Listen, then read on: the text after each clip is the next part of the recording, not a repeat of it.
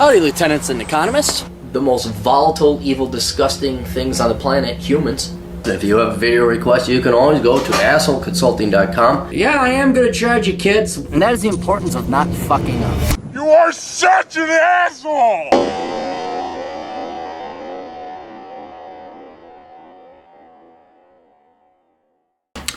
Clary, I'm a 30-year-old guy feeling deep regret, and I want your neutral perspective. Why are you 30 and feeling deep regret? Why is this blinking? Oh, yeah, it's done. All right, okay, I acknowledge you. Okay, there we go. Come from a poor family. I can't stand the thought of debt. Medicine always interested me, and I have an IQ of about 140. Wow. But med school is scarily expensive. I joined the Army to serve our country and pay for school, but a serious shoulder injury from wrestling in high school acted up and got me an entry-level discharge. That kind of pisses me off about the military. It's like, really, you can't find a role for this guy? You'll go hire Shaniqua and her 250-pound, 5'4" ass, and you'll make her an officer. But oh, hey, his shoulder doesn't do 180 degrees. You out. It was a dark time in my life. I lost purpose, gained weight, my girl left me, and I even attempted suicide. We don't do suicide. We don't do it here. Guys. How long do you want the movie to last? That's it. We're just in a movie. Do you want the movie to go further or less? Further or less. Every real man and woman has looked suicide in the face where you're just so fucking bored. Well, maybe that's my case. Or things have gone bad. Do you want the movie to end or do you want it to continue? That's it with suicide. That's my discussion on suicide. Watch my video. I think I have Before You Commit Suicide. It's a great video. Because you gotta... Well, fuck. I mean, if you're gonna commit suicide, there's a shit ton of other crap you ought to do. Like the guy who went down to Mexico, did a bunch of crack, banged a bunch of whores, and came back and like, life is kind of worth it. So we don't do suicide here. That's like the only way I can see suicide logically working is if you have a terminally ill, painful disease, and you don't want to rack up a bunch of debt bills for your family. And nowadays, with the Democrats in charge and you women just voting in socialism, your family don't even pay that. There's no reason to do suicide. None whatsoever. Unless, again, you're crippling in pain. Needless to say, my GPA took a hit while it stayed above a 3.0. Okay, if you were that psychologically crippled, you obviously have an incredible resolve to keep it above a 3.0. Definitely wasn't competitive for medical school when I graduated with a bachelor's in chemistry. In chemistry, of all things, you had a 3.0 in chemistry. Dude, no fucking reason you should be thinking about suicide. None. That's an amazing accomplishment when you're that crippled and disadvantaged psychologically. You pull a 3.0 off in chemistry, a real field, unfortunately not employable. I tried my hand working at clinics and chemistry labs, even taught chemistry for a year to save up for med school, then lucked into tax prep. That's a jump, which I enjoyed very much. I started at 25 years old, worked my way up to senior accountant, got my accounting degree, and just finished all 4 parts of the CPA exam. Along the way, my last supervisor was callous, oblivious, and stupid. Good, you can recognize that. Was he a baby boomer? Because that comes with it. When I accepted a job in a different department 6 months ago, they offered to promote me to supervisor if I stayed. I would still have had to work with my old boss, and his boss was only marginally better, so I walked away from that promotion. You have self-respect. This is great. I don't know why you're contacting me. To report to a different management team I immediately had good rapport with. So I walked away from promotion to report to a different management team. There was always an open manager job above me, and they just hired a 25-year-old kid with a bachelor's degree in business administration with an MBA to oversee the team. He'll be making $15,000 more than I do. So what? Once he starts, I'm going to have a daily reminder of how behind I actually am. My CPA exam scores come out on Tuesday, and if I pass, I can ask for higher starting salaries as I apply to other jobs, all the accounting jobs that pay better than I'm currently making. Either require or strongly prefer supervisor experience. Okay, I'm going to stop right here. You've learned to play the game of going elsewhere to get better payment and promotion and jobs in general. And you're pissed off or worried about, well, this one company will be paid more. Are you kidding me? Look, every guy needs to be a hired gun, and women, but women don't listen to me because we speak the truth and I don't like pamper their vagina, okay? We're not in that world, all right? This is the real world, all right? You're a hired gun. There's none of this 35 years you get your golden watch bullshit in the pension. You're a hired gun. Do you want me to work over there? Do you want me? You got to see, you're coming upon your CPA. Dude, the world's your oyster. Go be a whore. Right? You're worried. Look, if this company is not going to be meritocratic enough that they're going to promote an MBA, which is fucking worthless bullshit, over a CPA, well, okay, go find some other place. And this is getting to you. I feel so disappointed that I fucked up my first degree. Well, yeah, everybody makes... Look, name me one person. You gotta get this in your head there, Mr. Suicide Man. Name me one person who didn't fuck up. Oh my God, the fuck ups. I haven't even told... I don't tell because it's painful for me to tell about it. I don't tell you guys about my fuck ups. Everybody's, oh, Aaron Cleary, he's like this dirty guy and an asshole consultant. And that is true. I am pretty fucking awesome in that regard. That is true. But don't think that asshole consulting and the Aaron Cleary lifestyle and everything you see on the interwebs is like me being flawless. If anything, what you see here is a result of my major fuck-ups in life. The wisdom I pass on to you guys is not because I had mommy and daddy Mark Dayton fucking give me shit tons of money. It's purely by... The majority of my success is by me fucking up. That is 100% true. So don't let your fuck-ups ruin your life. Your fuck-ups is what makes normal men great, as long as you learn from them. So, you feel so disappointed? Okay, maybe you should be. All right, maybe you should be. But you learned from it, didn't you? And you're what? You're 25? No, how old are you? You're 30. You're 30. Are you fucking joking me? That's just when it fucking gets going on. Shit, fucking TJ Martinell is a 30-year-old dope. But I mean, look at him. I like to bust his balls. I look at TJ Martin. You go tjmartinell.com. Here's this 30-year-old kid, 31 maybe by now. And I'm sure he has reservations. But look at the decisions he's made and just what trajectory on life. You're just starting at 30, dude. You're just starting. I feel so disappointed I fucked up my first degree, that I let fear of debt get in the way of going to med school, that I was wasting the first half of my 20s, and that I walked away from a promotion. The only thing I have going for me is that my house is almost paid off.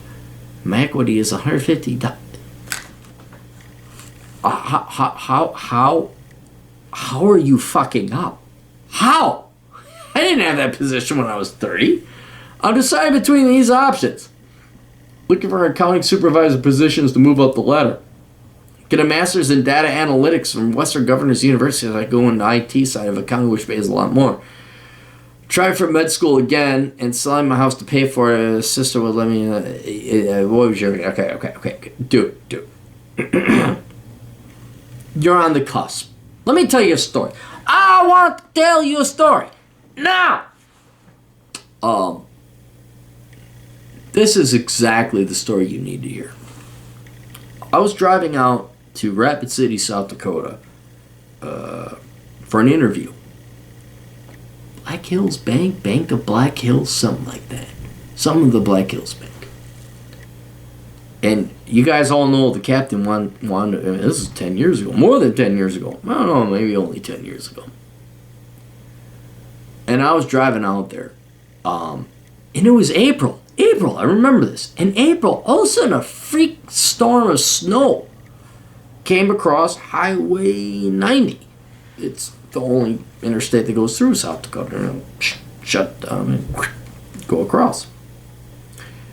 And I had rented a car, and this was the worst driving experience I ever had. But it was also, I mean, maybe take away college, graduating from college, this was one of the most victorious stories I've ever had in my life. And it had gotten to the point where they were shutting off the entry ramps to the highway.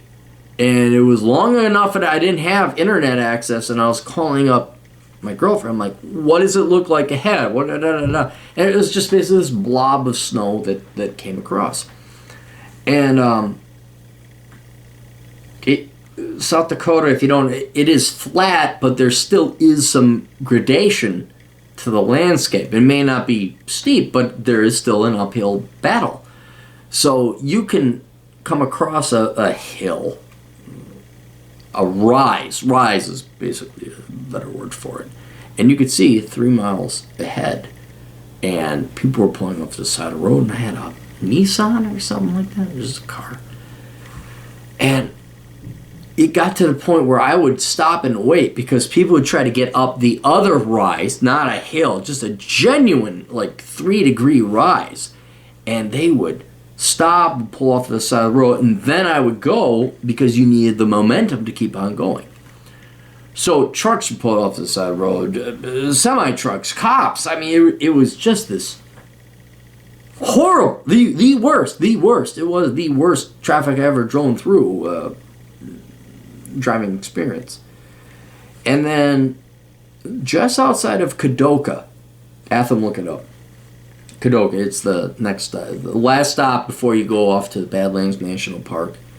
I came over this hill, and it was open. There was no snow. That's where the that's where the storm had hit. And anything to the west, there was no snow. There was no precipitation. And I don't think I ever yelled a greater victorious yell than that. I was just like, oh my God. I pulled up to Lowell, South Dakota, Atham, look it up. And I was like going to celebrate with a drink because I deserved it, but it was 3 a.m. But with your CPA on board, when you were about to get your CPA, that's when the snow is going to go away. Because you're imminently employable. And for intellectual interests, I would say maybe get your master's in data analytics, which may be, but I would put that like part-time. You've gone through hell, okay? That CPA is going to open up a shit ton more doors. If anything, self-employment, all right? Like our good buddy Chad Elkins at elkinscpa.com, who's not homosexual, by the way. You're about to reach Kadoka. You're going to come over that hill, and there's not going to be any more snow. I would not let the current situation that you're employed at, where you're like, oh, this guy got promoted because he has an MBA. That's an indication to me that it's not a meritocratic company you're working at. They're going to hire some dipshit kid with a.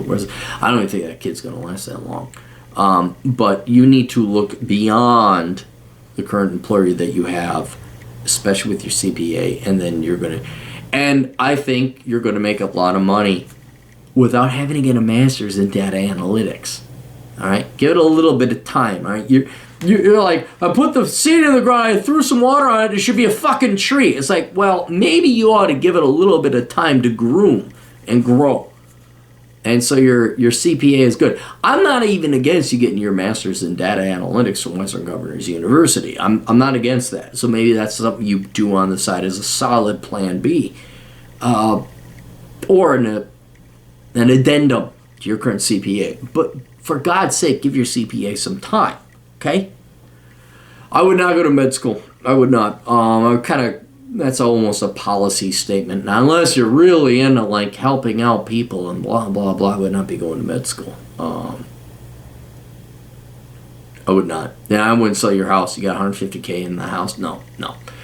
Why'd you get your CPA if you're now going to run off to med school? Inevitably, what it boils down to is you got to sit the fuck down and focus, okay? Because how you're going to run to this thing, I got my doctorate, no, I could do mail, but I should do this.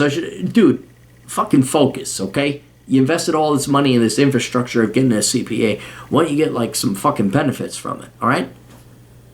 So, no, you're not going to go to grad school. No, you're not going to get a master's in data analytics unless it's part-time and a hobby. You got your CPA. Start applying for jobs elsewhere, not this company. There's no meritocracy anymore, all right? You're a whore. Be a whore, okay? Go where the money is. And then I can almost guarantee you, I can't guarantee you, but I'm almost going to guarantee you, that when you go work for somebody else, this company will be like, oh my God, we'll have you back. We'll just, and then they're your bitch, okay? You want to make employers your bitch, right? That's a, hang on. I'm going to write this down. Make employers your bitch. Make employers your bitch. That's going to be the title.